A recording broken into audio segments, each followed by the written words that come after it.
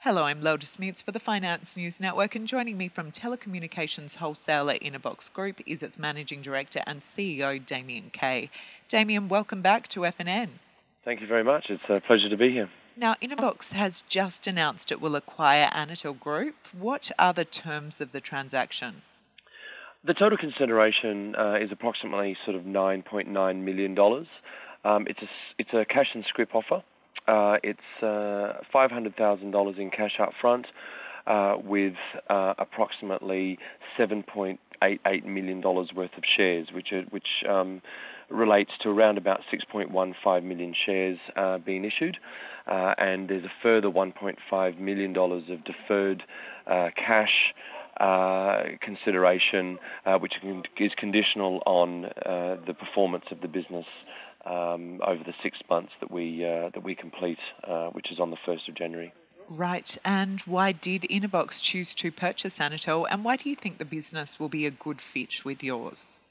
It is a good fit with ours. It's very complementary. We currently have two key channels in our business today. We have our enablement channel, which we enable very large mass market organisations to provide telecommunications to their end users, which I've talked about before, and we enable that to happen, and that's the way that we play in the consumer space.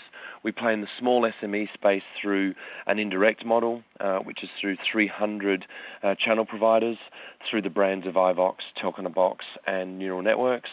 And it was important, we identified very sort of a while ago that it was important for us to broaden our revenue base, and we've done that.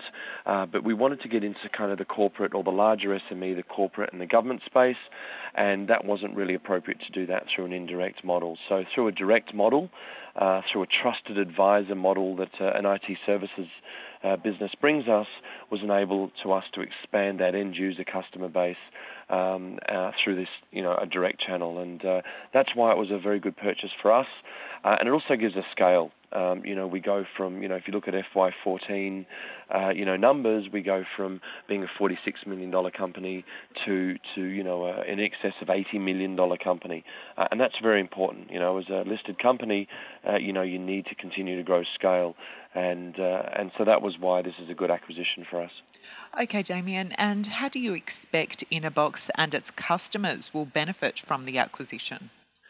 Yeah, that's a really good question, and I think the Inabox customers will benefit from obviously a larger company, better buying power, but also being able to access, white-labelled IT services to put through their customers, and also Anittel brings, an incredible base of big brands such as Cisco and Microsoft, IBM, Lenovo, Dell, HP. These are big brands that, we're able to sort of, talk to our 300 channel providers and sell through, to their customers.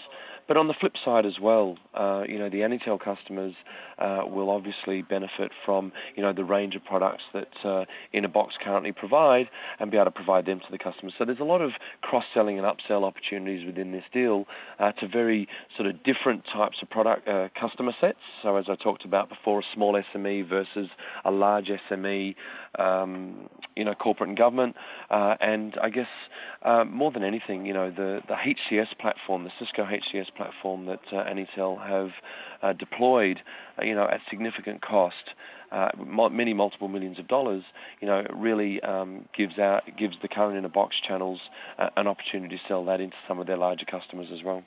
And finally, Damian, what approvals need to be secured before the deal goes through, and when are you expecting it to be tied up? Yeah, no, look, that's a great question. So there's a number of condition precedents that need to be fulfilled. We don't see any major problems of them being fulfilled, and they're currently being worked on at the moment. But also it needs shareholder approval on both sides. Because it is such a significant transaction for Inabox in terms of the number of shares that will be issued, we require shareholder approval, and on the Anittel side, their shareholders are obviously receiving a large amount of Inabox shares, and so they have to approve of the transaction as well. We don't foresee any major problems with that, but with any of these things, they're still, exists a certain amount of risk. Great. Well, Damian Kay, thank you for the update from Inabox Group. Absolute pleasure. Thank you for having me.